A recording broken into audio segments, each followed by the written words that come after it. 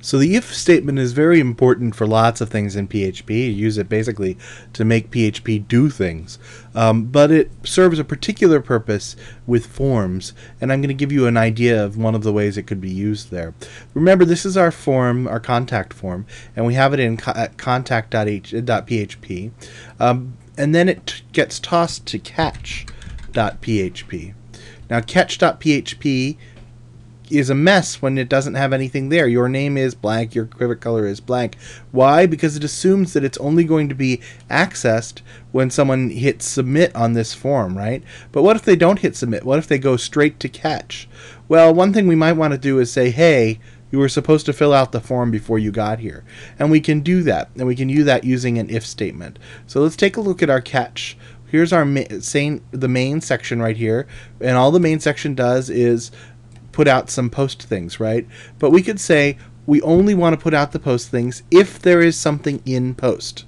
So how do we do that? Well, we use an if statement. So we start PHP and we say if. Now how do we say is there something in post? Remember that if there's anything in post, it's true. So we can just do that. And what that says is if there's anything at all in post, if post is not null, then do what follows. Now, so far we've been putting a statement right here. The other thing you can do is combine everything in brackets like this.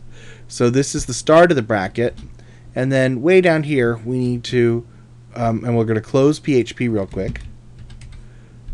And down here we're going to end the bracket. Now, I could have done this another way that was probably a little easier to understand, but for now, it's a good idea to kind of introduce this as a concept as well. People do PHP in different ways depending on their style. We could just do echoes. Here we're turning on and off PHP a lot, and that happens a lot, particularly in CMS templates. So when we start to talk about content management systems, you'll see, or if you look at a WordPress template, for example, you'll see lots of cases of PHP being turned on and then turned off and then turned on. That's what we're doing here, right? We do this part in HTML, and then we've flipped over to PHP, and then we're back to HTML. So in this case, what we've done is it's actually kind of crossing over the HTML, because we're saying if this, then do what follows in the brackets, and here's the start of the bracket, here's the end of the bracket. Now in between those two brackets we have all kinds of stuff going on, including HTML and PHP, but that's the start and that's the end of the bracket. So let's go ahead and save this.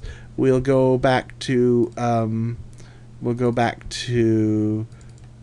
FTP client and upload the catch, and we'll overwrite it. And now let's go ahead and see what happens. So now when we refresh this, it doesn't produce anything over there, right? Because it's only going to produce something if we fill out something in the form. Alex, submit. Oops. It requires the email. I forgot about that because we did that in HTML5. By calling it email and saying required, we actually have to fill it out. So now it's doing it because it has something in post. Now, that's not ideal in some ways. Let's see if we can hard refresh this. I'll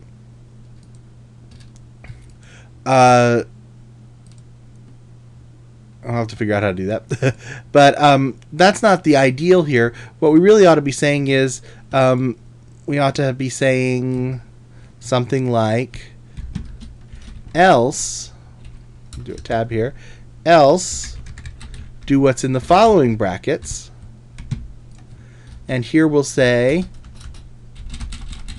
we'll just do a paragraph that says, you need to fill out the form first. Right? We're going to close P, and then we'll close the brackets. So we have to start PHP again, and we'll close that else section. All right, so I'm going to save this, and I can't really refresh it. I can open a new browser and say 505D, and we'll go to not contact, but rather catch. Oops, we didn't upload that, did we? So let's upload real quick.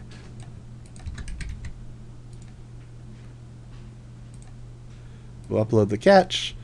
We'll say OK, And then we'll go here and we'll pull it up. And because we didn't fill out the form, it says you need to fill out the form first. Now, I'll leave it as an exercise to the reader here, but one thing we could do instead of saying you need to fill out the form first is actually put the form. And that way, whenever the form wasn't filled out, you could give it the form to fill out. And that's the way most forms are done on the web. You don't have a pitch and catch. You just have it checking to see if someone has submitted anything. And if they've submitted something, you handle the form, and otherwise, you present the form.